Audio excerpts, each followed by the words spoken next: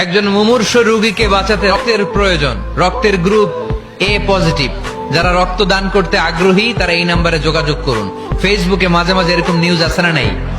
আপনি just you put down in share, শেয়ারের মধ্যে একটা পুট করে দিলেন, একটু শেয়ার মেরে দিলেন, ছড়িয়ে পড়লো হাজার হাজার ফেসবুক ফ্রেন্ডদের কাছে।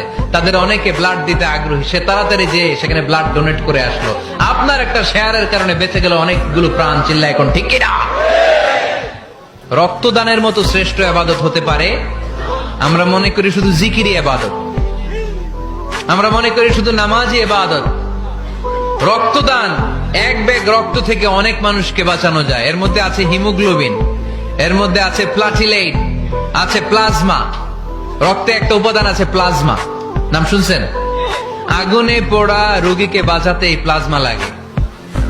হসপিটালের বার্ন ইউনিটে যেয়ে দেখবেন মানুষ কিভাবে চিল্লায়। নুসরাত নামে একটা মেয়ে মারা গেল না? এক বদমাইশের কবলে পড়ে মারা গেল না? তাকে আগুন জ্বালিয়ে দেওয়া হয়েছিল তার গায়ে, তার প্লাজমা গুলো জ্বলে গিয়েছিল।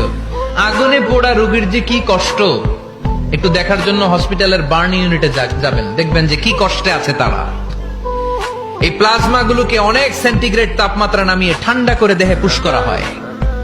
আপনার এক ব্যাগ রক্ত থেকে প্লাজমা আলাদা করা হবে, প্লেটলেটস আলাদা করা হবে, হিমোগ্লোবিন আলাদা করা হবে, শ্বেতকণিকা, লোহিত কণিকা আলাদা করে অনেকগুলো মানুষ বেঁচে যাবে। এজন্য ফেসবুক থাকাটা দোষের কিছু না, তবে ভালো কাজে আমরা ব্যবহার করব, ঠিক কিনা? আপনার ফেসবুক শেয়ারিং আপনার জান্নাতি বানাতে পারে, আর আপনার ফেসবুক শেয়ারিং আপনার জাহান্নামের লাকড়ি বানাতে পারে। চিল্লায় বলেন ঠিক কিনা? So the decision is yours. সিদ্ধান্ত আপনাকে নিতে হবে, আপনি কিভাবে করবেন।